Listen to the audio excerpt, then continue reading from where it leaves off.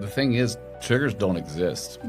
Period. End of sentence. As an addiction psychiatrist, I do want to talk about this statement on triggers. I like the idea that he gets to about how some of these triggers can lose importance and people can, in recovery, move on past triggers. And I think that this is a hopeful and important message to get to. I also think we do want to evaluate and really consider triggers. These are the things associated with alcohol or drug use, especially early on in addiction, especially when people maybe don't have all of the resources, the coping skills that they have later on with years of sobriety. We want to look at the kind of things that influence them to want the drugs, that are surrounding the drugs, so that they can help break some of those habits. I'm not going to use it as an excuse for any behavior or a reason for any behavior. What I will say is our body has connected these two things, and so we want to disconnect them by either removing the trigger or connecting the behavior to some sort of new association. One of the most common triggers are people. And a lot of time, especially early on in addiction, people need to really reevaluate the kind of people they're associating with. If they're around people that are using, that are going out to the bars, drinking, using substances, those relationships can trigger the kind of behavior and substance use.